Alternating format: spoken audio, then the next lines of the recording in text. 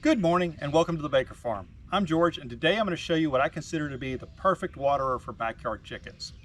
Now over the last couple of years, I've used my share. The first one we tried was this one here.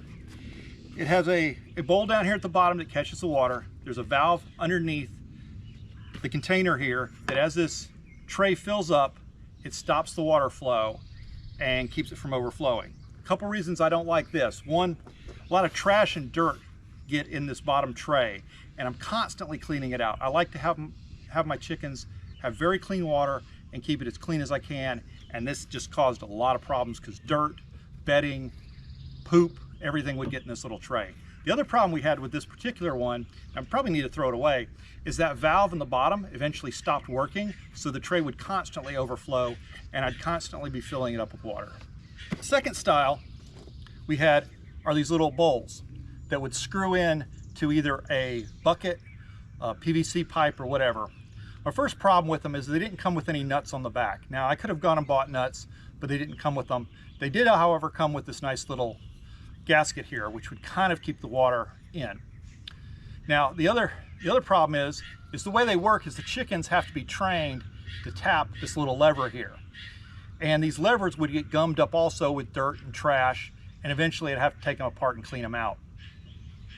Also, if I was using a bucket and it was running low, the only way I could tell was by looking in these cups. Well, the easy way I could tell was by looking in these cups. And if they had drank all the water out but not hit the lever, then I'd have to manually go in and hit the lever and make sure they fit like those. Also, I had trouble with them leaking. The next style are these chicken nipples. And the way they work is they go on the bottom of a container, and the chickens have to tap the little plunger from the bottom to get some water out. The reason I don't like these is that means I'd have to have a hanging container of some kind, and I don't really like that setup. But other than that, I've got no real feelings either way. I've never used them, so I really can't give an unbiased opinion, so to speak. I got these free with a kit for an auto feeder, so that's kind of how I wound up with those. What I'm using now is this nice little bowl here with it's got a lever action, and what happens is as it fills up with water from your container, you could use these usually use them in buckets, and as the water fills up, it slowly tilts down, and when it gets full, it stops the water flow. There's a valve in the back here, and it's just a constant up and down movement. The thing I like about these is they come with the nuts, so you get a good tight fit.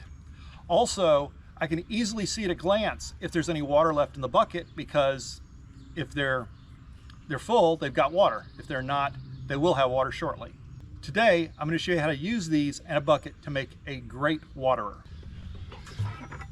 I've got my bucket right here.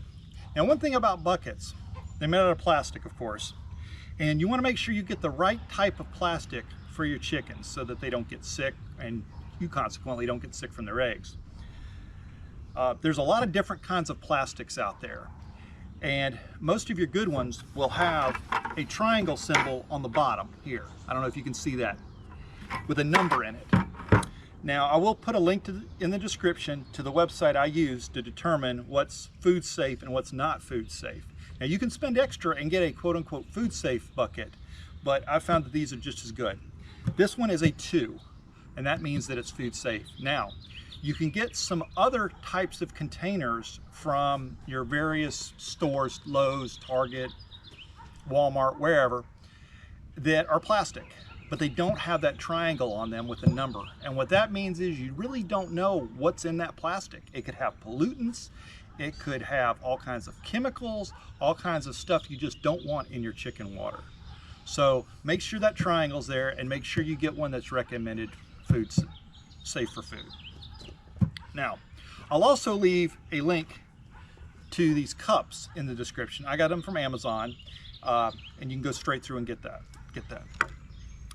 Now, I've saved you some time. I'm going to use these. Come in a package of 5. I'm going to use all 5 on this one bucket. The measurement, without getting into all the math, is basically 7 1/4 inches from point to point. Gives you a nice spacing for all 5. And once you do that, you want to break out your tape measure, You want to go about 2 inches down. You can go a little higher, but 2 inches is just about the perfect amount you need so that when it's full and if it's sitting on something, it's not going to bump up against it too much. You could go 2.5, but then you have extra water at the bottom you're kind of wasting. So what you want to do is make your marks and then go down 2 inches from your mark. Get your trusty Sharpie out and just put a little dot. And do that all the way around.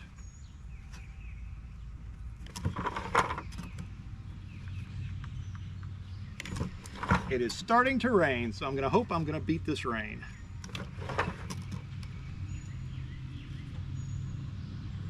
All right, so once you're done, with these particular ones, they come with instructions, and they recommend a 3/8 inch drill bit. So that's what I'm going to use. So I'm just going to go around each one of these holes and pop it in there.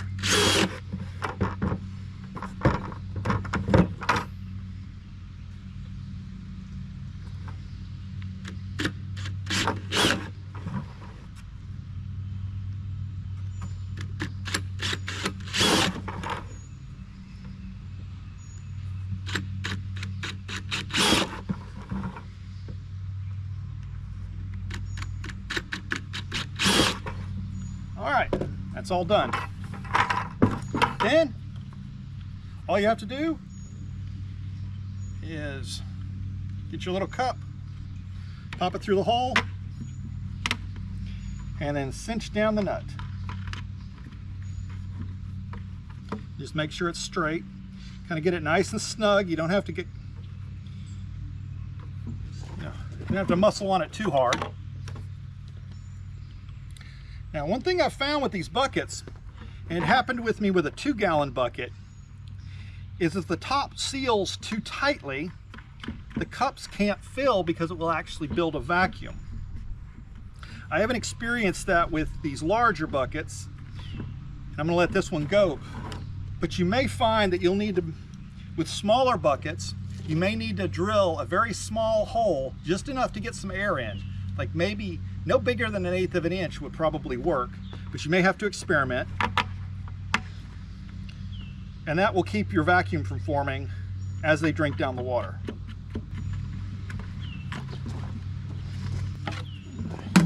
Put the lid on it.